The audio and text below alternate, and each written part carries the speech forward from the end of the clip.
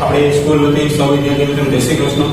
ધોરણ 11 વિષય એકાઉન્ટ એમાં પાઠ પહેલો એમાં ચેપ્ટર નંબર 4 આમનો અને આજે એમાં લેક્ચર નંબર 14 માં સૌ વિદ્યાર્થી મિત્રોનું ઓનલાઈન એજ્યુકેશન સિસ્ટમમાં હાર્દિક સ્વાગત છે. આપણે દાખલા નંબર છેલ્લે લેક્ચર નંબર 13 માં લાસ્ટમાં શું કર્યું હતું કે દાખલા નંબર 13 અધૂરો હતો. પેજ નંબર 105 ઉપર છે. દાખલા નંબર 13 છે. મૌલિક શાહ માલિકનું નામ છે અને શ્રી મૌલિક શાહ છે ને એ શાહ ટ્રેડર્સ થી ધંધો ચાલુ કરે છે.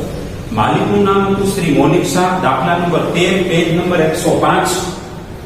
બધા જ પ્રકારના વ્યવહારો વાળો દાખલો છે. એમાં 1 થી 6 એ 6 રીત આવી જાય. 1 2 3 4 5 6 જે કઈ બધી રીત મૂડીને ઉપાડના વ્યવહારો આવી જાય, માલ અને મિલકતને લગતા વ્યવહારો આવી જાય, વેપાર વટાવ રોકડ વટાવના વ્યવહારો આવી જાય, કારખાત પરતના વ્યવહારો આવી જાય. આ બધા જ પ્રકારના વ્યવહારો આવી જાય. તો આ તમે આ 13મો દાખલો આપણો જે અધૂરો છે એને લખ્યું છે અધૂરો દાખલો છે 13મો. એ તારીખ 12 થી અધૂરો છે. મેં તમને છેલ્લે 11 તારીખ સુધી કરાવેલું છે કે માલના પેકિંગ માટે પ્લાસ્ટિકની બેગ ખરીદી. દરેક વિદ્યાર્થી પાસે ટેક્સ્ટ બુક હોવી જોઈએ. દરેક વિદ્યાર્થી પાસે પેન્સિલ હાથમાં હોવી જોઈએ. અંડરલાઈન કરાવો ત્યારે અંડરલાઈન કરવાની છે.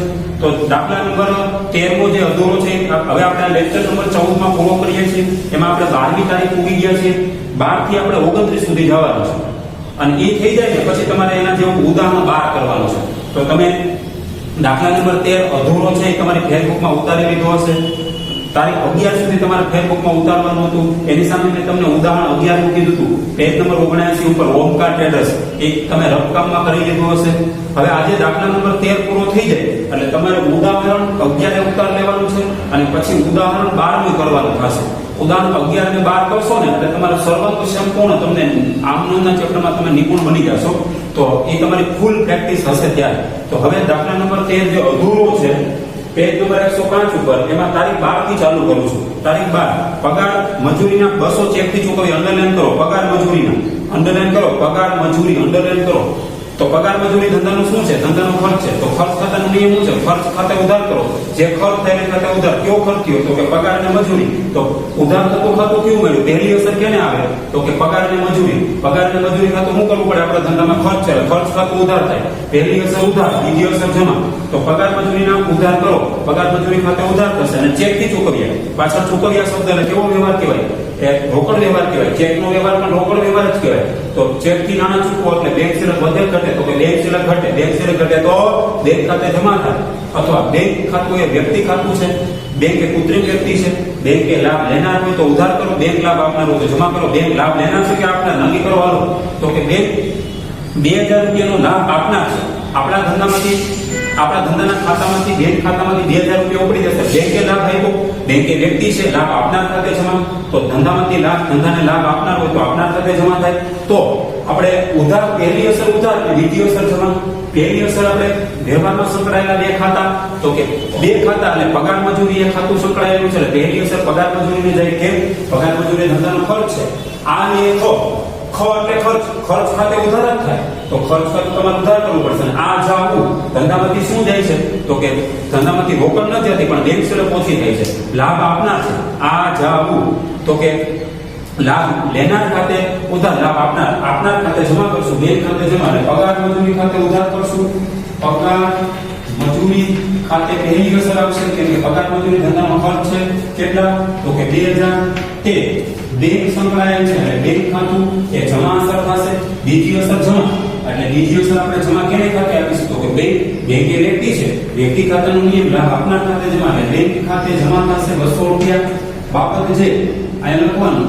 બાબત છે પગાર મજૂરીના ચેક થી ચૂકવ્યા તેના. ચેક થી ચૂકવો એટલે બેંક સિલક વધે ઘટે. બેંક સિલક ઘટે. બેંક લાભ આપનાર છે. બેંક સિલક ઘટે તો બેંક ખાતે જમા થાય. બેંક લાભ આપનાર હોય તો બેંક ખાતે જમા થાય. તો પગાર મજૂરી ખાતું ઉધાર થશે અને બેંક ખાતે જમા થશે. તારીખ 13 રાજશ્રી પાસેથી બાકી લેનાર પૈકી 3000 ગાળખાત પડીને બાકીની રકમ મળી. આપણે રાજશ્રી પાસેથી છઠ્ઠો વ્યવહાર, છઠ્ઠી તારીખમાં આપણે રાજશ્રી પાસેથી માંગતા હતા કેટલા? તો રાજશ્રી પાસેથી આપણે રાજશ્રીને વેચાણ કર્યું હતું 10800. યાદ કરો. એમાંથી ઉધાર વ્યવહાર કેટલો હતો? 5400 નો ઉધાર વ્યવહાર હતો. એ તારીખ આપણે લેક્ચર નંબર 13 માં પૂરું થઈ ગયું. હવે શું કરવાનું? તો કે રાજશ્રી પાસેથી બાકી ગણ્યા એટલે 300 ની ગાળખાત પડી અને બાકી રકમ મળી. પહેલા તો આપણે તારીખ 13 ની અંદર આપણે વિચારી લઈએ તો રાજશ્રી પાસે આપણું લેણું કેટલું હતું? તારીખ 6 જોવી પડશે. તો તારીખ 6 ની આમનો તમે કરી ગયા છો. તમને 6 ની આમનો તમારે એવી હતી કે બેંક ખાતે ઉધાર 4860, વટાવ ખાતે ઉધાર 5400, રાજશ્રી ખાતે ઉધાર 5400, તે વેચાણ ખાતે જમા 10800. આપણે લેવાના કેટલા હતા રાજશ્રી પાસેથી? બરાબર સમજો. રાજશ્રી પાસેથી આપણું લેણું કેટલું હતું? તો કે આપણું લેણું 5400 હતું. સમજો બરાબર. આપણે 5400 રૂપિયા લેણું છે. એટલે હવે આપણે 5400 રૂપિયા લેવાના. 5400 નો રોકડ વ્યવહાર હતો, 5400 નો સાપ ઉપર હતો. 5400 રૂપિયા તો તારીખ 6 માં પતી ગયા. હવે બાકીના 5400 છે ને આપણે લેવાના છે તારીખ 13 માં. તો 5400 રૂપિયા લેણું છે, એ પૈકી 300 ગાલખાત કરી. ગાલખાત ધંધાનું નુકસાન છે. આમાંથી 300 રૂપિયા ગાલખાત કરી. ગાલખાત બાદ કરનાર. ગાલખાત એ ધંધાનું નુકસાન છે. તો હવે આપણને મળ્યા હોય કેટલા? તો કે 5100 અને 354. આપણને 5100 રૂપિયા મળ્યા હોય તો 5100 રૂપિયા એમ કીધું કે બાકીની રકમ મળી. તો બાકીના મળ્યા કેટલા? તો કે રોકડા કેટલા આવે ધંધામાં? તો કે રોકડ આવે. રોકડ આવે, રોકડ મિલકત છે. રોકડ આવે તો ઉધાર થાય. બીજું ગાલખાત ધંધાનું નુકસાન છે, ગાલખાત ખાતે ઉધાર કરવા પડે. બીજું એના પછી રાજશ્રી એ વ્યક્તિ છે. રાજશ્રી એમાં સંકળાયેલ છે. રાજશ્રી વ્યક્તિ લાભ લેનાર છે કે આપનાર? તો કે ધંધાને લાભ આપનાર છે. તો રાજશ્રી ખાતે જમા કરવા પડે. કેમ કે અગાઉ તમે રાજશ્રી ખાતે ઉધાર કરેલા છે તારીખ 6 માં. તો હવે રાજશ્રી નું ખાતું બંધ થયું હોય તો શું કરવું પડે? તો કે રાજશ્રી ખાતે તમારે ઉધાર કરવા પડશે. ધંધામાં જમા કરવા પડશે. રોકડ ધંધામાં આવી એટલે રોકડ ખાતે ઉધાર. કેટલી ધંધામાં રોકડ આવી? તો કે 5100 ધંધામાં રોકડ આવ્યા એટલે રોકડ ખાતે ઉધાર. બરાબર હિસાબ એનો સમજો. મેં તમને કેલ્ક્યુલેશન કર્યું છે. 5400 માંથી 300 ગાલખાત કરી. 5400 નું લેણું છે. 5400 માંથી 300 રૂપિયા આપણને નુકસાન ગયું. એટલે 300 રૂપિયા બાદ કરો તો રોકડા કેટલા આવે? 5400 માંથી 300 જાય એટલે 5100 રૂપિયા ધંધામાં રોકડા આવે. તો લખ્યું બાકીની રકમ મળી. અંડરલાઈન કરો. બાકીની રકમ મળી એટલે કેવો વ્યવહાર થયો? રોકડ કે સાપ? તો કે રોકડ વ્યવહાર. રોકડની લેવડ દેવડ થઈ છે. તો કે આ રોકડની લેવડ દેવડ થઈ 5100 રૂપિયા ધંધામાં રોકડ આવે છે. તો રોકડ આવે છે તો રોકડ એ મિલકત છે. તો પહેલી અસર તમારે રોકડ ખાતાને આપવી પડશે. પછી આ સાપ આ સંયુક્ત આમનું બનશે. કેમ કે ગાલખાત ખાતું સંકળાયેલું છે. તો ગાલખાત ખાતે ઉધાર કરવા પડશે. ગાલખાતે ધંધાનું નુકસાન છે. ગાલખાત ખાતે ઉધાર કેટલા? 300 રૂપિયા ગાલખાત ખાતે ઉધાર કરવા પડશે. તો કુલ ઉધાર કેટલા થયા? તો કે 5100 + 300 એટલે 5400. તે આપનાર કોણ છે? રાજશ્રી. રાજશ્રી કોણ છે? તો કે વ્યક્તિ. તો કે રાજશ્રી ખાતે જમા કેટલા? 5400 રૂપિયા. તો રાજશ્રી નું ખાતું હવે બંધ થયું. જો રાજશ્રી નું ખાતું હતું ઉધાર તારીખ 6 માં. જો રાજશ્રી ખાતે તમે ઉધાર કર્યા છે તો આપણે વ્યક્તિ સાથેનો હિસાબ કિતાબ પતાવટ સેટલમેન્ટ પૂરું કરી નાખીએ. ઉધાર હોય નામા પદ્ધતિની દ્રષ્ટિએ હવે તમારે જમા કરવા પડે તો જ ખાતું બંધ થાય. તો બાબત જેમાં લખવાનું રાજશ્રી પાસેથી બાકી લેણા પેટે રોકડ મળી અને ગાલખાત પડી તેના લખાય. પછી નીચે અંડરલાઈન કરી નાખવાનું. તો બરાબર આમનું સમજો. આપણે 5400 રૂપિયા લેવાના હતા. 5400 રૂપિયા એની લેણું હતું. એ રાજશ્રી ખાતે ઉધાર કરેલા છે.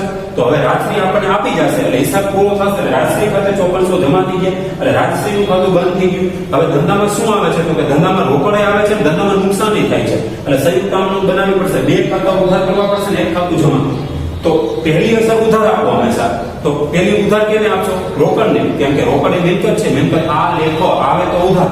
શું ધંધામાં આવી મિલકત છે? મિલકત આવે તો ઉધાર થાય. કઈ મિલકત આવી? રોકડ. રોકડ ખાતે ઉધાર. ધંધામાં નુકસાન ગયું. કયું નુકસાન? નામ આપો. તો કે 300 રૂપિયાનું નુકસાન ગયું એટલે નુકસાન ખાતે ઉધાર એટલે ગાલખાત ખાતે ઉધાર. તે રાજશ્રી આપનાર છે. રાજશ્રી એ વ્યક્તિ છે. વ્યક્તિ ખાતાનો નિયમ આપનાર ખાતે જમા. રાજશ્રી ખાતે જમા 5400. બે નો સરવાળો 5100 + 300 એટલે 5400 બાબત છે. રાજશ્રી પાસે બાકી લેના પેટે રોકડ મળી અને બાકીની ગાલખાત પડી. તારીખ 14 જુઓ. તારીખ 14 ની અંદર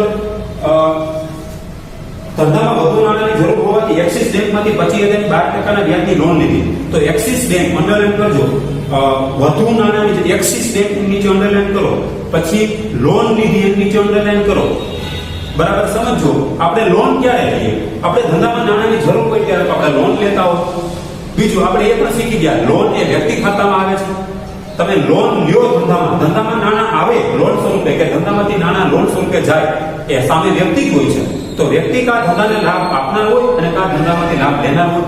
તો એક્સિસ બેંકે આપણને લાભ આપ્યો કે એક્સિસ બેંકે લાભ લીધો? એક્સિસ બેંક લાભ આપનાર છે. કે આપણા ધંધામાં એક્સિસ બેંક ધંધાને લાભ આપનાર છે. લોન સ્વરૂપે નાણાં આવે છે. હવે બેંકમાંથી જ્યારે તમે લોન લ્યો તો શું થાય?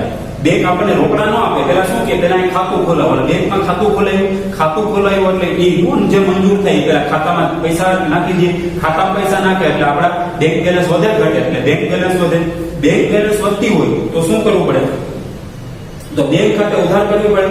અને તો જુઓ બેંક સિલક કેટલી વધશે? 25,000. તમે એક્સિસ બેંકમાંથી લોન લીધી એનો અર્થ એમ થાય કે એક્સિસ બેંક એ આપણા ખાતામાં પહેલા પૈસા નાખશે એટલે બેંક સિલક વધી જાય. બેંક સિલક વધે તો બેંક ખાતે ઉધાર થાય. બીજું બેંક લાભ આપનાર છે, લેનાર છે, બેંક લેનાર હોય તો ઉધાર થાય. તો બેંક ખાતે આપણે ઉધાર કરવા પડશે. એટલે ઉપર આપણે લખીશું પેલા પેલું ખાતું સંકળાયેલું બેંક ખાતે ઉધાર. કેટલી બેંક સિલક વધે? તો કે 25,000 થી બેંક સિલક વધે. ધંધામાં રોકડા નથી આવતા, એનો ઓપ્શન શું?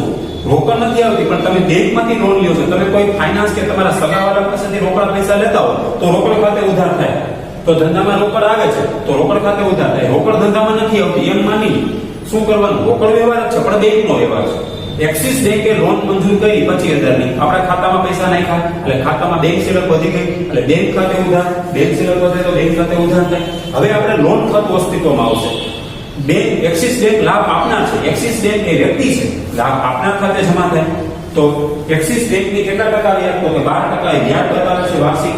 તો અહીં લખાય તે 12%ની એક્સિસ બેંકની લોન ખાતે જમા. કેટલા? તો કે 25,000. જેટલા ઉધાર કરો એટલા તમારે જમા કરવાના થશે. બરાબર સમજો? એક ખાતું ઉધાર એક ખાતું જમા. કયું ખાતું ઉધાર થાય? તો કે બેંક સિલક વધી ગઈ એટલે બેંક ખાતે ઉધાર થાય. એક્સિસ બેંકે પહેલા આપણા ખાતામાં નાખ્યા એટલે બેંક સિલક વધી ગઈ એટલે બેંક લાભ લેનાર ખાતે ઉધાર થાય. અને બીજું એક્સિસ બેંકની લોન વ્યક્તિ ખાતું છે, એ વ્યક્તિ ખાતું આપણને લાભ આપનાર છે. બેંક આપણને લાભ આપનાર હોય તો બેંક ખાતે જમા કરવા પડે. એટલે તે 12% એ વ્યાજનો દર છે. અત્યારે આપણે વ્યાજ નથી ગણવાનું, પણ એ અમુક સમય પછી આપણે 2 મહિના 3 મહિના પછી વ્યાજ ગણવાનું છે તો વ્યાજ ગણવા થાય. તે 12%ની એક્સિસ બેંકની લોન ખાતે જમા. ખાલી એક્સિસ બેંક ખાતે નહીં, તમારે લોન ખાતું અસ્તિત્વમાં લઈ આવવું પડશે, સર્જન થાય છે. તે 12%ની એક્સિસ બેંકની લોન ખાતે જમા 25,000. બાબતમાં શું લખશો? તો કે એક્સિસ બેંકમાંથી 12%ની લોન લીધી તેના 12%ની લોન લીધી તેના એટલે એક્સિસ બેંકમાંથી લોન લીધી એટલે બે ખાતા સંકળાયેલા મળ્યા. વ્યવહારમાં સંકળાયેલા બે ખાતા, બેંક અને એક્સિસ બેંકની લોન ખાતું. એક બેંક સિલક વધી એટલે બેંક ખાતે ઉધાર થયા. અને બીજું એક્સિસ બેંકની લોન એમના નામનું ખાતું આપણા ચોપડામાં જમા કરવું પડશે. લોન ખાતું જમા થશે. લોન ખાતું એ વ્યક્તિ ખાતામાં આવે એટલે વ્યક્તિ આપનાર છે, આપનાર ખાતે જમા કરવા પડશે. તારીખ 15. બરાબર સમજો? તારીખ 15 સમજવા જેવો છે. આગમાં 2000 નો માલ નાશ પામ્યો, જેનો વીમા કંપનીએ 1500 નો દાવો મંજૂર કર્યો. આગથી બળી ગયેલ માલના 200 ઉપજ્યા. પેલા તો આપણે જોઈ લઈએ માલ બળી ગયો કેટલો. બરાબર સમજો? કેટલાનો માલ બળી ગયો? તો કે 2000 નો માલ બળી ગયો. બરાબર સમજો? 2000 નો માલ નાશ પામ્યો. આગથી 2000 નો માલ નાશ પામ્યો એટલે ધંધામાંથી 2000 નો માલ જાય છે. જેટલો ધંધામાંથી માલ જાય તો આપણે એમ કીધું હતું કે આગથી જ્યારે માલ નાશ પામે ત્યારે આપણે અન્ય રીતે ગયેલ માલના વ્યવહારની અંદર આવે છે. અન્ય રીતે ગયેલ માલ એટલે વેચાણથી ગયેલ માલ નથી, ધંધામાં આગથી માલ નાશ પામ્યો. આગથી ધંધામાંથી માલ આગ સ્વરૂપે આગ લાગવાથી ધંધામાંથી માલનો શું થાય? સ્ટોકમાં શું થાય? રિડ્યુસ, ઘટાડો, એનો ડાઉન થાય એટલે માલ ઘટે. તો આપણે હવે કયું ખાતું જમા કરવું, કયું ખાતું ઉધાર કરવું? પેલા તો એનો વીમો હતો તો કે હા, વીમા કંપનીએ કેટલો દાવો મંજૂર કર્યો? તો કે આમાંથી 2000 માંથી બરાબર સમજો, ઓનલાઈન ગણતરી કરું છું તો કે 1500 નો દાવો મંજૂર થયો. આ 1500 રૂપિયાનો દાવો મંજૂર થયો. દાવો મંજૂર. બરાબર સમજો? કોણ? વીમા કંપની. એ વીમા કંપની કૃત્રિમ વ્યક્તિ છે. એ કૃત્રિમ વ્યક્તિ એ આપણે દેવાદાર બનવાની છે. વીમા કંપની આપણે દેવાદાર બનશે. આપણે 1500 રૂપિયા લેવાના છે, ઇન ફ્યુચર આપણું લેવું છે. તો આ વીમા કંપની ખાતે ઉધાર કરવા પડે. વીમા કંપની ખાતે ઉધાર કેમ કે આપણું લેવું છે તો વીમા કંપની ખાતે ઉધાર કરશો 1500. 2000 નો માલ મળી ગયો, એમાંથી 1500 રૂપિયા લેણું બતાવ્યું એટલે વીમા કંપની ખાતે ઉધાર કરશું કેમ કે આપણું લેણું છે. વીમા કંપની આપણે દેવાદાર બનશે, આપણે લેણદાર બનશું આપણે ધંધો. હવે એમાંથી 2000 માંથી 1500 રૂપિયા કાઢ નાખો એટલે હવે ખરેખર આમ કેટલા વધે? 2000 માંથી 1500 જાય એટલે 500 રૂપિયા વધે. 500 રૂપિયામાંથી 200 તો પાછા માલ વેચો ને આપણે એટલે 200 રૂપિયા ઉપજાય. તો આમાંથી 200 રૂપિયાની ઉપજ થઈ. ઉપજ કેટલી થઈ? તો કે 200 રૂપિયાની ઉપજ થઈ એટલે ધંધામાં રોકડ આવે છે. રોકડ આવે છે એટલે રોકડ આવે છે રોકડ ખાતે ઉધાર કરવા પડશે. ધંધામાં 200 રૂપિયા રોકડાયા, જો ઉપજી અંડરલાઈન કરો 200 ઉપજ્યા, હું કહું નહીં અંડરલાઈન કરો, નાશ પામ્યો અંડરલાઈન કરો, વીમા કંપની એમ નીચે અંડરલાઈન કરો, અને છેલ્લે 200 ઉપજ્યા એમ નીચે અંડરલાઈન કરો. હવે જુઓ, હવે નુકસાન કેટલું, હવે નુકસાનની ગણતરી કરો. તો કે નુકસાન હવે કેટલું છે? આ પ્રશ્નાર્થ ચિહ્નની જગ્યાએ જુઓ, આ 2000 નો માલ, 2000 ના માલમાંથી 1500 રૂપિયા તો આપણે લેણું બતાવ્યું, વીમા કંપની આપણને આપી દેશે. પછી 200 રૂપિયા આપણે માલ વેચતા 200 રૂપિયાની ઉપજ થઈ, અને 1500 વત્તા 200 એટલે 1700 રૂપિયા થયા. 2000 માંથી 1700 બાદ કરો એટલે કેટલા વધ્યા? હવે તો કે 300. 300 નું શું થયું? તો કે આગથી નુકસાન. નુકસાન કેવી રીતે ગયું? તો કે આગથી. તો નુકસાન ખાતે ઉધાર કરો, ક્યું નુકસાન ગયું? તો કે આગથી. તો જે નુકસાન થાય એનું ખાતાનું નામ લખો ધંધાના ચોપડે. તો કે આગથી થયેલ નુકસાન ખાતે ઉધાર કરો. 3 ખાતા ઉધાર થઈ ગયા. બરાબર સમજો. હંમેશા પહેલી અસર ઉધાર હોય છે, તેની 3 અસર ઉધાર આપવી પડશે. આ સંયુક્ત કામનું બનાવવી પડશે. 3 ખાતા ઉધાર કરવા પડશે. ક્યાં ક્યાં? 2000 નો માલ પડી ગયો એટલે પેલા તો 1500 રૂપિયા છે વીમા કંપની પાસેથી લેવાના છે, એટલે વીમા કંપની ખાતે ઉધાર કરશું. આપણે દેવાદાર બને છે વીમા કંપની, આપણે લેવું છે એની પાસેથી. આપણું લેણું એ વ્યક્તિ ખાતામાં આવે, લેણું થઈ ગયું એટલે વીમા કંપની ખાતે ઉધાર 1500. પછી ઉપજ્યા આપણે ધંધામાં શું આવ્યું? રોકડ. રોકડ એ શું છે? મિલકત છે. મિલકત આવે તો ઉધાર, મિલકત જાય તો જમા. રોકડ આવે એટલે રોકડ ખાતે ઉધાર 200. હવે નુકસાન કેટલું ગયું? 300.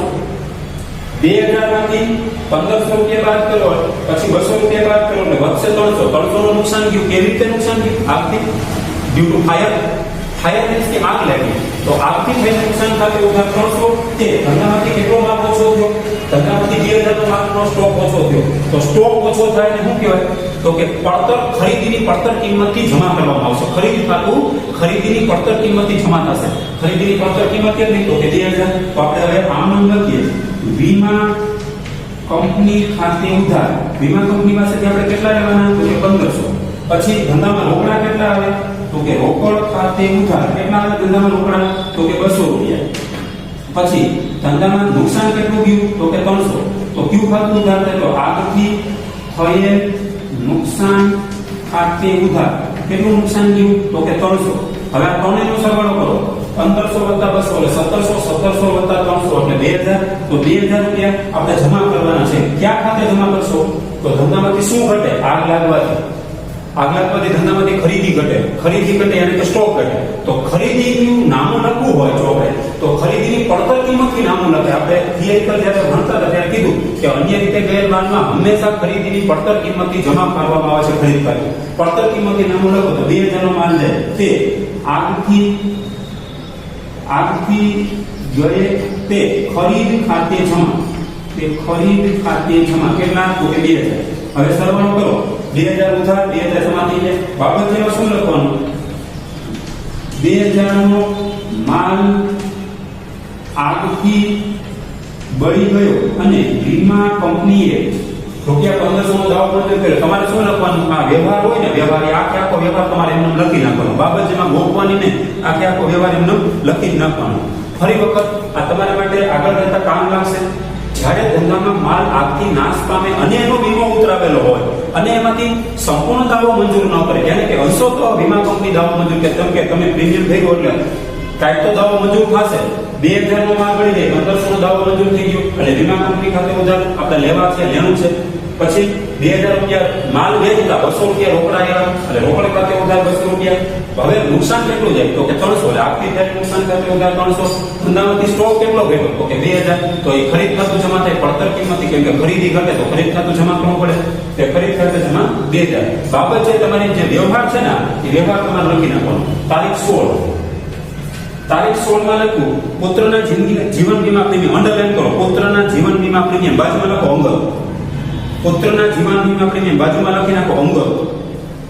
અંગત વ્યવહાર છે. અને આગના વીમા પ્રીમિયમ 550 બંને ચેકથી ચૂકવ્યા. અંડરલાઈન કરો. આગનું વીમા પ્રીમિયમ અંડરલાઈન કરો અને ચેકથી ચૂકવ્યા અંડરલાઈન કરો. બંને ચેકથી ચૂકવ્યા. ચેકથી ચૂકવો એટલે કેવો વ્યવહાર કહેવાય? રોકડ વ્યવહાર કહેવાય.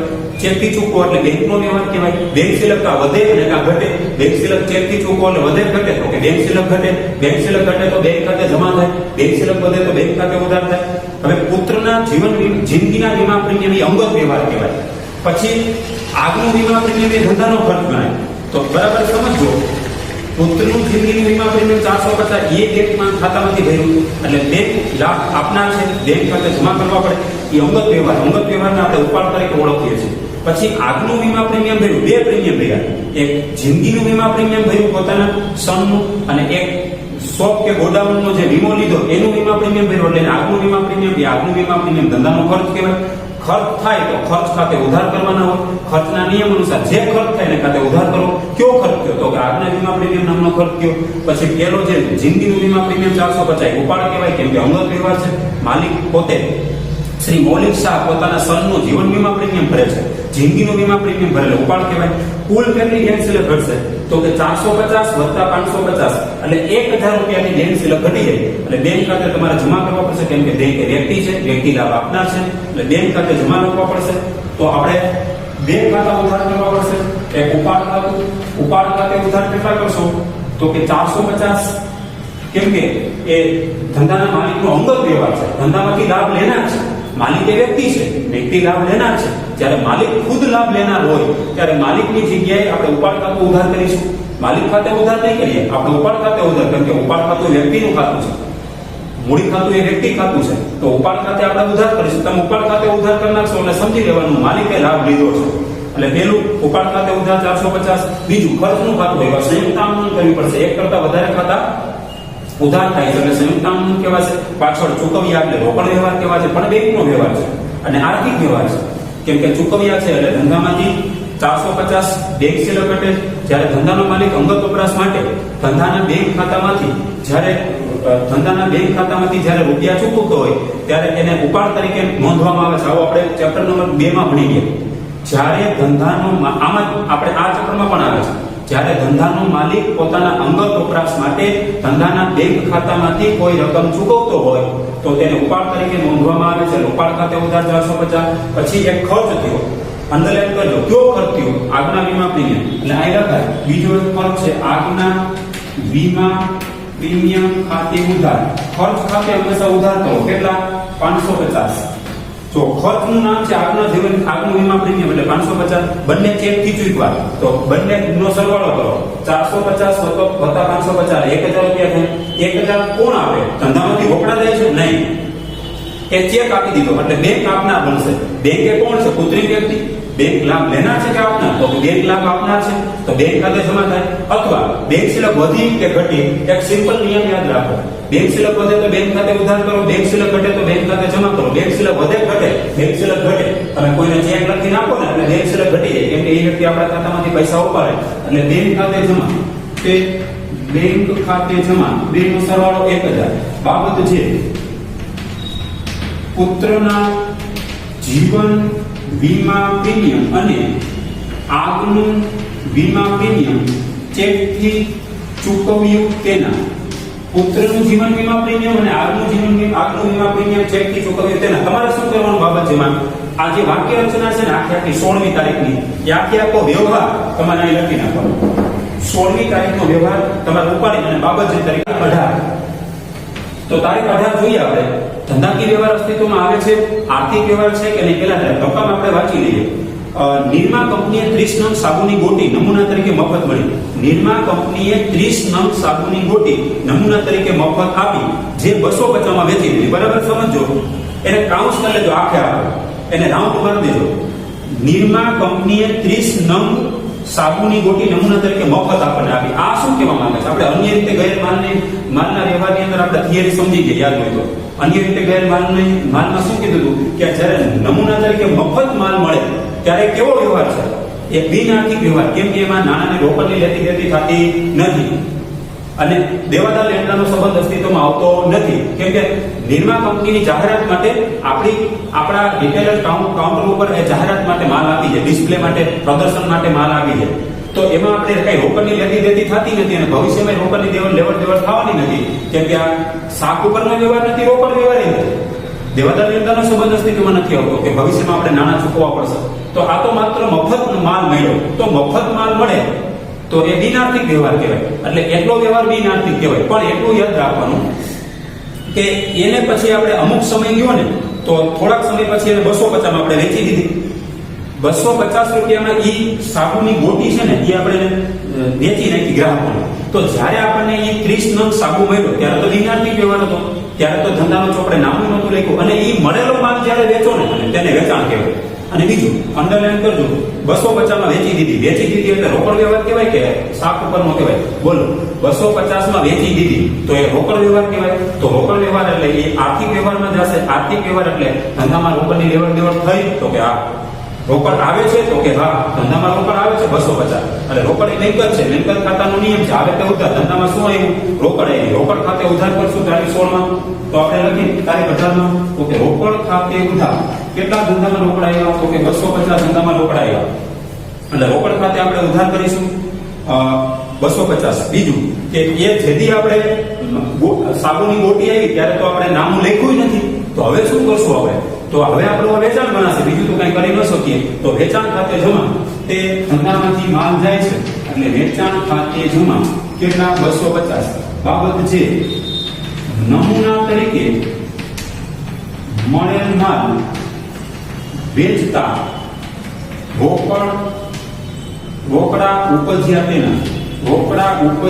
તેના નમૂના તરીકે આપણને 30 કોટી જે સાબુ મળી હતી તે આપણે વેચી લીધી અને રોકડેથી વેચી, એટલે રોકડની લેવડ દેવડ થઈ ગઈ. એટલે ધંધામાં રોકડ આવી એટલે રોકડ ખાતે ઉધાર. વ્યવહારમાં સંકળાયેલા બે ખાતા, પહેલી અસર ઉધાર, બીજી અસર જમા. પહેલી અસર કેને આવશે? રોકડ ખાતે, કેમ કે રોકડ ખાતું સંકળાયેલું છે. રોકડ ધંધામાં આવે છે એટલે પહેલી અસર રોકડ ખાતે ઉધાર કરો. બીજી અસર કેને આવશે? તો કે વેચાણને, કેમ કે ધંધામાં વેચાણ સ્વરૂપે પ્રયોજન કર્યું તે વેચાણ ખાતે જમા. કેમ કે બીજી અસર વેચાણને જાય, વેચાણ કરો એટલે ધંધામાંથી માલ ગયો. બાબત છે નમૂના તરીકે નિરમા કંપનીની મળેલી સાબુની ગોટી વેચતા નાણાં મળ્યા તેના. તમારે શું કરવાનું? બાબત છે એમાં બેઠી વાક્ય રચના લખી નાખવાની. તારીખ 20, એના પછી તારીખ 20 જોઈએ.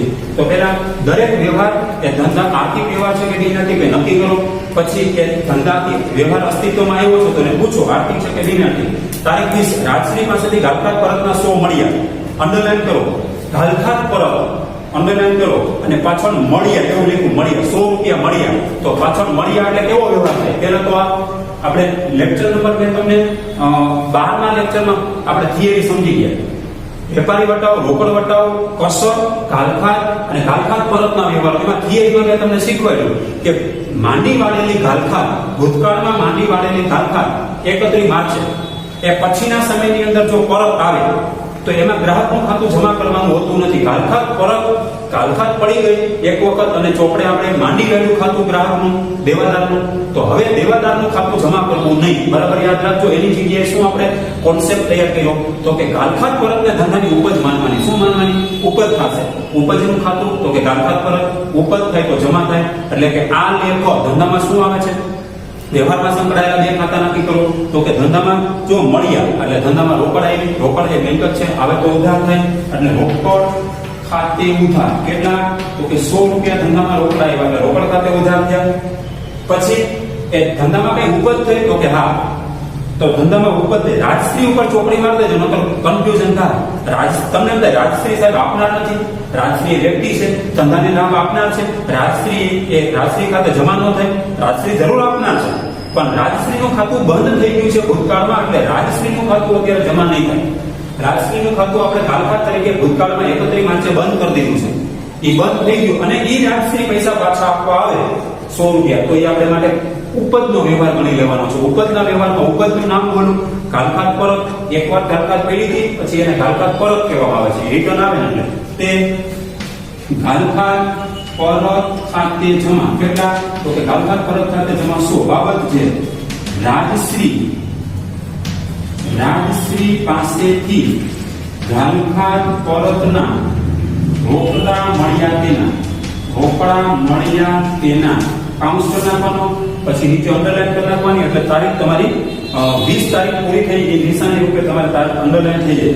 તો કે વ્યવહારમાં સંકળાયેલા બે ખાતા, રોકડ. પહેલી અસર ઉધાર કેને? તો કે રોકડને. બીજી અસર જમા કેને? તો કે ગાલખાત પરતને. પહેલી અસર ઉધાર આપો, રોકડ ધંધામાં આવે છે એટલે રોકડ ખાતે ઉધાર થાય. બીજી અસર જમા, તો બીજી કેને જમા અસર આપશે? તો ધંધામાં ઉપજ થાય. રાજશ્રી ભલે આપનાર છે, પણ રાજશ્રી આપનાર છે ઈ ભૂલી જવાનું, એટલે કે દેવાદાર છે, દેવાદારનું ખાતું બંધ થઈ ગયું. પણ ગાલખાત પરત એ ધંધાની ઉપજ હોવાથી ઉપજનું ખાતું જમા થશે. એટલે બીજી અસર જમા કેને ખાતે કરશો? તો કે ગાલખાત પરત ખાતે જમા કરશો. બાબત છે માંડીવાળા ગાલખાતના પરત મળ્યા તેના. રાજશ્રી પાસેથી માંડીવાળા ગાલખાતના પરત મળ્યા તેના. તારીખ 25 20 પછી સીધી 25 આવે તો ડાયરેક્ટ તમારે 25 લખવાની છે. 21, 22, 23, 24 નથી લખવાની. એક્સિસ બેંકની લોન પર 250 વ્યાજ બેંકે વસૂલ કર્યું. અંડરલાઈન કરો. એક્સિસ બેંકની લોન પર અંડરલાઈન કરો. બેંકે વ્યાજ વસૂલ કર્યું. કેટલું? 250. તો આ આનો આર્થિક વ્યવહાર છે કે બિનઆર્થિક? બોલો. આપણે લોન લીધી હતી એક્સિસ બેંકમાંથી. તો જો એક્સિસ બેંકમાંથી આપણે લોન લીધી હતી તો ઈ વ્યવહાર છે ને, એક્સિસ બેંકનો વ્યવહાર છે ને તારીખ 14 માં આવે છે. તારીખ 14 નો આ બેંક ખાતે ઉધાર 25,000, તે એક્સિસ બેંકની લોન ખાતે જમા 25,000. તો 25,000 ની લોન લીધી હતી તો હવે વ્યાજ ભરવું પડે કે નહીં? તો લીધેલી લોનનું વ્યાજ ધંધા માટે શું થાય? લીધેલી લોન, આ લીધેલી લોન છે. આપણા ધંધામાં લોન પૈસાની જરૂર હતી, નાણાંની જરૂર હતી, નાણાં આવ્યા તો લીધેલી લોનનું વ્યાજ ધંધા માટે ખર્ચ છે. તો ધંધા માટે ખર્ચનો ખાતે હંમેશા ઉધાર જ થાય. ઉપજ ખર્ચ ખાતાનો નિયમ છે, ખર્ચ કે નુકસાન ખાતે ઉધાર કરો. શું ખર્ચ થયો? તો કે લોનના વ્યાજ ખાતે આપણે ઉધાર કરશું. તો લોનનું વ્યાજ ધંધાનો ખર્ચ છે. લોનના વ્યાજ ખાતે ઉધાર કેટલા? 250. તો આ લોનનું વ્યાજ ધંધાનો ખર્ચ છે એટલે લોનના વ્યાજ ખાતે ઉધાર કરીશું અને બેંકે વસૂલ કર્યું. તો બેંકે વસૂલ કર્યું એનો અર્થ શું થાય? આપણે હજી એને ચૂકવું નથી, આપણે ખર્ચ તરીકે ચોપડે લઈ લીધું. પહેલી અસર હંમેશા ઉધાર હોય. ખર્ચ તરીકે આપણે ઉધાર કરીશું, લોનના વ્યાજ ખાતે ઉધાર. હવે સમજો કે લોનનું વ્યાજ આપણે આજે પેડ ન કર્યું હોય તો શું થાય? તો રોકડ ખાતે જમા ન થાય, ધંધામાંથી રોકડ ન જતી, પણ શું કર્યું? બેંકે વસૂલ કર્યું. વસૂલ કર્યું એનો અર્થ શું થાય? કે એક્સિસ બેંકની જે લોન હતી એનો અર્થ કેમ થાય? લોનની અંદર આપણે એડ કરી દેવું પડે. એટલે લોનની અંદર એડ કરો એટલે એક્સિસ બેંકની લોન ખાતે તમારે જમા કરવા પડે. તો બાબત જેમાં તે જમા થતું ખાતું કયું આવશે? તો કે એક્સિસ બેંકની બેંક લોન ખાતે જમા. તે એક્સિસ બેંક લોન ખાતે જમા. કેમ કે લોનમાં એડ કરવું પડશે. લોનનું વ્યાજ એડ કરી દેવું પડશે. તે એક્સિસ બેંક લોન ખાતે જમા. તે એક્સિસ બેંકની લોન ખાતે જમા. બાબત છે એક્સિસ બેંકે લોનનું વ્યાજ વસૂલ કર્યું તેના. તો બરાબર સમજો. પેલા તો લોન આપણે લીધી હતી એટલે લોનનું વ્યાજ ધંધા માટે ખર્ચ થાય એટલે લોનના વ્યાજ ખાતે ઉધાર. એટલે પહેલી અસર ઉધાર. આ આર્થિક વ્યવહાર છે. કેમ કે લોન લીધી એટલે લોનનું વ્યાજ ભરવું પડશે બેંકને, એક્સિસ બેંકને. એક્સિસ બેંકમાંથી લોન લીધેલી છે 25,000 એટલે લોનનું વ્યાજ ધંધા માટે ખર્ચ છે એટલે લોનના વ્યાજ ખાતે ઉધાર 250. તે બેંકે વસૂલ કર્યું એવું કીધું છે. બેંકે વસૂલ કર્યું એટલે શું થાય? આપણે બેંક સિલક ઘટી જાય. તો બેંક એક્સિસ બેંકની લોન ખાતે તમારે જમા કરી દેવા પડે. કેમ કે એક્સિસ બેંકની લોન એ આપણે માટે એક્સિસ બેંક ખાતે તમારે જમા કરવા પડશે. કેમ કે બેંક સિલક આપણી ઘટશે. તે એક્સિસ બેંક ખાતે જમા 250. વસૂલ કરી લીધું એમ લખ્યું. જો વસૂલ કર્યું એવો શબ્દ અંડરલાઈન કરજો. વસૂલ કરે એટલે બેંક સિલક વધે ઘટે, બેંક સિલક ઘટી જાય. આપણા ખાતામાંથી 250 એને કાપી દીધા એટલે 250 ઓછા થઈ ગયા. બેંક સિલક ઘટે. બેંક સિલક ઘટે તો બેંક ખાતે જમા કરવા પડે. તો વ્યવહારમાં સંકળાયેલા બે ખાતા, એક લોનનું વ્યાજ અને બીજું એક્સિસ બેંક ખાતે. લોનનું વ્યાજ શા માટે ઉધાર કર્યું? તો કે ધંધાનો ખર્ચ છે એટલે. અને એક્સિસ બેંક શા માટે જમા કર્યું? તો કે એક્સિસ બેંકની બેંક સિલક ઘટી ગઈ એટલે. તો પહેલી અસર ઉધાર, બીજી અસર જમા. પહેલી અસર ઉધાર કેને ખાતે આવી? લોનના વ્યાજ ખાતે આવી, ખર્ચ છે એટલે. બીજી અસર કેને ખાતે આવી? તો કે જમા. તો કે એક્સિસ બેંક ખાતે આવી. તો કે એક્સિસ બેંકની બેંક સિલક ઘટી એટલે. ત્યાર પછી તારીખ 28 આવે છે. 25 પછી સીધી 28. તો આપણે ડાયરેક્ટ 28 માં જાવ. અંગત મકાન ધોળવાનો ખર્ચ 2,000 તથા દુકાન ધોળવાનો ખર્ચ 100 થયો, 1,000 થયો. અંગત અંડરલાઈન કરો. એમાં લખ્યું છે અંગત મકાન એટલે ઉપાડ કહેવાય. અંગત મકાન એટલે ધંધાનો માલિક શ્રી મૌલિક શાહ ધંધામાંથી લાભ લેનાર છે. ધંધામાંથી લાભ લેનાર હોય તો લેનાર ખાતે ઉધાર કરવા પડે. માલિક ખાતે ઉધાર નહીં કરીએ, પણ માલિકની જગ્યાએ આપણે ઉપાડ ખાતું વ્યક્તિ ખાતામાં જ આવે. એટલે ઉપાડ ખાતે ઉધાર કરશો એટલે સમજી લેવાનું એ વ્યક્તિ ખાતું એટલે કે માલિકનું ખાતું ઉધાર થયું છે એમ સમજવાનું. એટલે ધંધામાંથી ઉપાડ કેટલો ગણાશે? 2,000. અંડરલાઈન કરજો. અંગત મકાન અંડરલાઈન કરજો. ધોળવાનો એટલે રંગરોગાન કરવાનો અને ધોળવાનો કહેવાય. પછી દુકાન ધોળવાનો ખર્ચ એક જ. દુકાન ધોળાવવું એટલે એને રંગરોગાન કરવું. આપણે દિવાળી ઉપર રંગરોગાન કરતા હોય તો અંગત મકાનને રંગરોગાન કરાવ્યું અને દુકાનને રંગરોગાન કરાવ્યું. અંગત મકાનને કરાવ્યું 2,000 રૂપિયા. એ ધંધાના બેંક ખાતામાંથી પૈસા ગયા, એ ધંધામાંથી રોકડ ગયો. અને દુકાન ધોળાવ્યા એનો ખર્ચ એ ધંધામાંથી રોકડા ગયા. તો આપણે અગાઉ ચર્ચા થઈ કે મૂડી અને ઉપાડના વ્યવહારોની વાત કરી ત્યારે મેં કીધું કે મૂડી અને ઉપાડ એ બંને વ્યક્તિ ખાતામાં આવે છે. ઉપાડ ક્યારે ગણાય તો કે ધંધાનો માલિક પોતાના અંગત વપરાશ માટે ધંધામાંથી કઈ રોકડ રૂપિયા લઈ જાય તો તેને ઉપાડ કહેવામાં આવે છે. તો અંગત મકાન છે એટલે અંગત વ્યવહાર થયો, અંગત મકાન એટલે એનો ઉપાડ ગણાય. ધંધાનો માલિક ધંધામાંથી લાભ લેનાર છે તો લેનાર ખાતે ઉધાર કરો એની જગ્યાએ આપણે ઉપાડ ખાતે ઉધાર કરીશું. ઉપાડ ખાતે ઉધાર કેટલા તો કે 2000. એ અંગત મકાન ઢોળવા માટેનો 2000 પરથી ઉપાડ ખાતે ઉધાર થશે. પછી દુકાન ઢોળવાનો ખર્ચ ને શું કહેવાય તો કે દુકાન ખર્ચ કહેવાય. દુકાન ખર્ચ કે ખર્ચનું નામ આપો તો કે દુકાન ખર્ચ. ખર્ચ ખાતું હંમેશા શું થાય ખર્ચના નિયમ અનુસાર ખર્ચ ખાતું ઉધાર થાય તો ખર્ચનું નામ તો કે દુકાન ખર્ચ.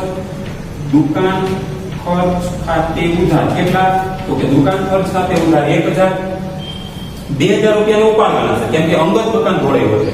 1000 રૂપિયા ધંધાનો ખર્ચ ગણાશે કેમ કે દુકાનનો ખર્ચ થયો એટલે. તો બે ખાતા ઉધાર થાય સંયુક્ત નામ બનશે.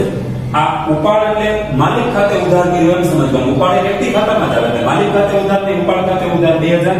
પછી દુકાન ઢોળાવાનો ખર્ચ ત્યાં આંદોલન કરજો. અને બીજું થયો એટલે સમજી લેવાનું કે રોકડ વ્યવહાર છે, વ્યક્તિના નામનો ઉલ્લેખ નથી, રોકડ શબ્દનો ઉલ્લેખ નથી તો કેવો વ્યવહાર કહેવાય બોલો? જ્યારે વ્યવહારમાં રોકડ શબ્દનો ઉલ્લેખ ન હોય, વ્યક્તિના નામનો ઉલ્લેખ ન હોય ત્યારે રોકડનો વ્યવહાર કહેવાય. તો રોકડની લેવડ દેવડ થાય તો કે હા રોકડ આવે છે કે જાય તો કે રોકડ ધંધામાંથી જાય છે. જાય તો જમાના નિયમ અનુસાર રોકડ મિલકત છે, જાય તો જમા થાય.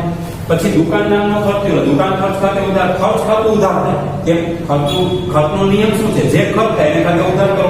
તો ધંધામાં ઘણા બધા ખર્ચ થતા હોય છે, એમાંના ખર્ચનું નામ આવ્યું દુકાન ખર્ચ. દુકાન ઢોળાવો એટલે દુકાન ખર્ચ. તો દુકાન ખર્ચ ખાતે ઉધાર 1000. તે ધંધામાંથી શું જાય છે? રોકડ. તો રોકડ ખાતે જમા. કેટલા રોકડ ગયા? બેનો સરવાળો કરો. 1000 2000 વત્તા 1000 બરાબર 3000. ધંધામાંથી 3000 રૂપિયા રોકડ ગઈ. રોકડ એ શું છે? ધંધાની મિલકત છે. મિલકત આવી કે ગઈ તો કે ધંધામાંથી 3000 ની મિલકત ગઈ તો મિલકત ખાતે જમા થાય. માલ મિલકત ખાતાનો નિયમ છે જાય તે જમા. શું જાય તો કે રોકડ જાય. એટલે એક ખાતું જમા થશે, બે ખાતું ઉધાર થાય, સંયુક્ત નામ બનશે. ટૂંકમાં પહેલી અસર આપણે ઉધાર આપતા ગયા, બીજી અસર જમા આપી. આપણે બાબત છે અંગત મકાન અને દુકાન ઢોળવાનો ખર્ચ રોકડેથી ચૂકવ્યો તેના. ત્યાં આપણે લખ્યું છે અંગત મકાન અને દુકાન ઢોળવાનો ખર્ચ રોકડેથી ચૂકવ્યો તેના. અંગત મકાનનો ખર્ચ એની ઉપાડ ખાતે ઉધાર લેખાય કેમ કે માલિક ધંધામાંથી લાભ લેનાર છે એટલે માલિક ખાતે ઉધાર નહીં, ઉપાડ ખાતે ઉધાર કરીશું કેમ કે ઉપાડ ખાતું વ્યક્તિમાં જાય. પછી દુકાન ખર્ચ એ ધંધાનો ખર્ચ છે, દુકાન ઢોળવાનો ખર્ચ દુકાન ખર્ચમાં જાય છે એટલે દુકાન ખર્ચ ખાતું ઉધાર થાય. ખર્ચ ખાતે એટલે દુકાન ખર્ચ ખાતે ઉધાર ને ધંધામાંથી બેનો સરવાળો કરો એટલે 3000 રોકડ જાય. રોકડ ખાતે જમા. રોકડ એ મિલકત છે. છેલ્લો તારીખ 29 આવે છે તો જુઓ 28 પછી 29 તારીખ આવી. આ છેલ્લો વ્યવહાર છે. ઇન્ટરનેટ જોડાણની ડિપોઝિટ 2000 ચેક થી ભરી. અંડરલાઈન કરો. ઇન્ટરનેટ જોડાણ ડિપોઝિટ અંડરલાઈન કરો. ઇન્ટરનેટ ડિપોઝિટ જોડાણ અંડરલાઈન કરો. અને ચેક થી ભરી અંડરલાઈન કરો. ચેક થી ભરે એટલે રોકડ વ્યવહાર જ કહેવાય. તો પહેલા તો આર્થિક છે કે નહીં આર્થિક? તો કે આર્થિક કેમ કે બેંકનો વ્યવહાર છે. બેંક સિલક વધશે કે ઘટશે? આર્થિક વ્યવહાર છે તો એમાં બેંક ખાતું સંકળાયેલું હોય જ. બેંક સિલક વધે કે બેંક સિલક ઘટે એમાંથી એક જ થાય. તમે ડિપોઝિટ ભરો અને બેંક સિલક વધે ઘટે તો કે બેંક સિલક ઘટવાની છે. ચેક થી ભરે. પછી શેના ભેગા તમે બેંક લાભ આપનાર તો છે જ પણ ક્યાં નામ ઉપર કેટલા હજાર રૂપિયા તો કે 2000. ઇન્ટરનેટ જોડાણની ડિપોઝિટ. તો આપણું ઇન્ટરનેટ જોડાણ આપણે લેવું હોય, બ્રોડબેન્ડનું આપણે કનેક્શન લેવું હોય તો ઇન્ટરનેટ જોડાણની ડિપોઝિટ પહેલા ભરવી પડે. તો ઇન્ટરનેટ ડિપોઝિટ ભરો ને આપણે માટે એક જાતનું લોન અને ધિરાણ કહેવાય. આપણે માટે એક જાતની રોકાણ કહેવાય. રોકાણ એ ધંધામાં એ મિલકત સ્વરૂપે આવે છે. તો મિલકતનું નામ શું? ઇન્ટરનેટ ડિપોઝિટ આવશે આપણે તો અહીંયા લખાય મિલકતનું નામ ઇન્ટરનેટ ડિપોઝિટ. ઇન્ટરનેટ ડિપોઝિટ ખાતે ઉધાર કેટલા? 2000 રૂપિયા. ઇન્ટરનેટ ડિપોઝિટ આપણા માટે રોકાણ છે. રોકાણ એ મિલકત કહેવાય. આપણે પહેલા ચેપ્ટરમાં ભણી ગયા. ત્યાં તમે ક્યાંક રોકાણ કરો ને એ આપણા માટે મિલકત કહેવાય. તો ક્યાં મિલકતનું નામ તો કે ઇન્ટરનેટ ડિપોઝિટ. ઇન્ટરનેટની ડિપોઝિટ ખાતે ઉધાર 2000. તે રોકડા જાય છે નહીં, રોકડા ન જતા બેંકમાંથી પૈસા ચૂકવવાના. તો બેંકમાંથી પૈસા ચૂકવો એટલે બેંક સિલક ઘટે. બીજું બેંક એ વ્યક્તિ છે. વ્યક્તિ ખાતાનો નિયમ છે લાભ આપનાર ખાતે જમા. બેંક લાભ આપનાર છે તો આપનાર ખાતે જમા રાખો. તે બેંક ખાતે જમા કેટલા? 2000. બાબત જે મેં તમને શીખવાડ્યું આ તમારી વાક્ય રચના છે ને બેઠે બેઠે તમે લખી નાખવાનું. ઇન્ટરનેટ જોડાણની ડિપોઝિટ ચેકથી ચૂકવી તેના, ચેકથી ચૂકવી તેના.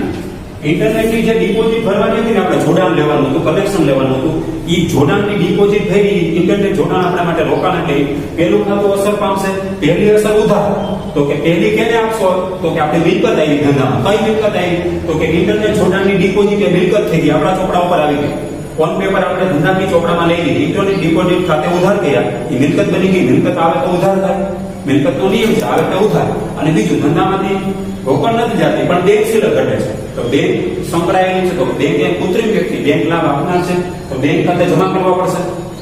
બેંક લાભ આપનાર હોય તો બેંક સિલક ઘટે એટલે બેંક ખાતે જમા થાય. અમે તો 2000 રૂપિયા જમા કર્યા. બાબત છે ઇન્ટરનેટ જોડાણની ડિપોઝિટ ચેકથી ચૂકવી દેના.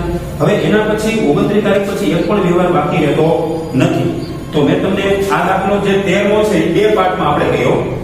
એક લેક્ચર નંબર 13 માં મેં 11 તારીખ સુધી મેં કામ કર્યું હતું. પછી આ લેક્ચર નંબર એના પછીનો 14મો, એમાં 12 તારીખથી માંડી 29 તારીખ સુધીના વ્યવહારો બતાવ્યો. હવે આ દાખલો આખો કમ્પ્લીટ થઈ જાય એટલે તમારે ફેરબુકમાં ઉતારવાનું. હોમવર્કમાં શું કરવાનું, પહેલા તો આની તમારે કુલ સરવાળો કરવાનો થશે. જ્યાં સુધી તમે કુલ સરવાળો નહીં કરો ત્યાં સુધી એ દાખલો પૂરો થયેલો ગણાશે નહીં. કુલ સરવાળો બાબત છે લખવી ફરજિયાત છે, બરાબર સમજો. કુલ સરવાળો કરવો ફરજિયાત છે. હવે ઉપર મથાળું લખવું ફરજિયાત છે. આ માલિકનું નામની જગ્યાએ હું લખ્યું શાહ ટ્રેડર્સ લખ્યું. શાહ ટ્રેડર્સ એ પેઢીનું નામ છે. જો પેઢીનું નામ આપે તો પેઢીનું નામ લખો, પેઢીનું નામ ન આપે તો માલિકનું નામ લખાય. હવે સરવાળો છે ને, તમારે આનો સરવાળો બે પાર્ટમાં દાખલો થયો છે એટલે સરવાળો હવે તમે તમારી રીતે કરજો. કેમ કે આની અગાઉના તારીખ 11 તારીખ સુધીના વ્યવહારો મારી પાસે અત્યારે હોય નહીં. તો હવે કુલ આપણે 29 તારીખ સુધી જશો ને એટલે કુલ સરવાળો તમારો છે ને 2,02,100 થાય. કેટલો? 2,02,100 સરવાળો થાય છે. કુલ સરવાળો 2,02,100. તો છેલ્લે 29 તારીખ આવી જાય પછી તમારે સરવાળો કરી નાખવાનો. એટલે હવે તમારો દાખલા નંબર 13 પૂરો થઈ ગયો. દાખલા નંબર 13 2,02,100 સરવાળો થઈ જાય. પછી તમારે હોમવર્કમાં શું કરવાનું, બરાબર સમજો.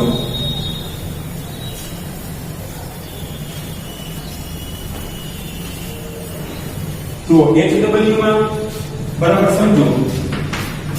આપણા આ મોટા દાખલા બધા પૂરા થઈ જાય છે. આ બધા જ પ્રકારના વ્યવહારો આવી ગયા. પહેલા તો તમારે દાખલા નંબર 13 છે ને એ ફેરબુકમાં કમ્પ્લીટ કરી દેવાનો. ફેરબુકમાં ઉતારી લેવાનો. ફેરબુકમાં ઉતારવાનો. કેવી રીતે?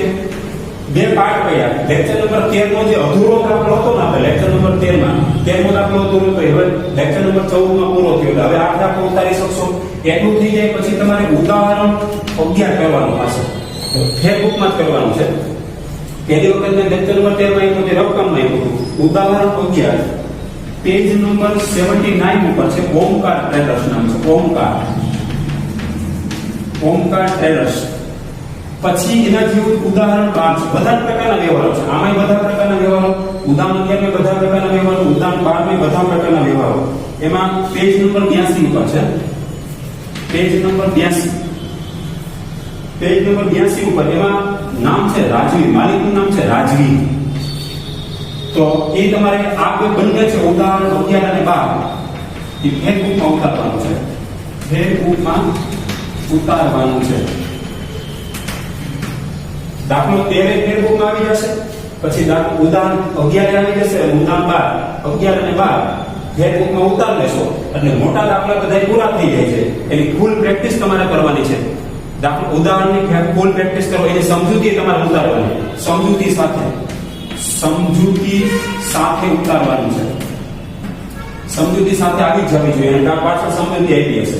પછી આપણે હવે આ ચેપ્ટરની અંદર બે દાખલા બાકી રહેશે, 14 અને 15. એ 14 અને 15 એટલા માટે બનાવ્યા કે તમે આ ચેપ્ટરમાં નિપુણ બની ગયા કે નહીં એની પરીક્ષા કરવાની છે. એનો ટેસ્ટ લેવાનો છે એક્ઝામનો. એટલે તમને લોજિકલી આવડે છે કે નહીં એ ચેક કરવા માટે 14મો અને 15મો દાખલો કરીશું. જીએસટી વાળા વ્યવહારના દાખલા કરવાના નથી થતા, એ મૂકી દેવાના. એ હું તમને આના પછીના લેક્ચરમાં 15મા લેક્ચરમાં માહિતી આપીશ કે કેટલું કરવાનું છે કેટલું નથી કરવાનું. તો આટલું તમારે હોમવર્ક લેક્ચર 14 ના અંતે કરવાનું છે. હવે આજે આપણો લેક્ચર નંબર 14 અહીંયા પૂર્ણ.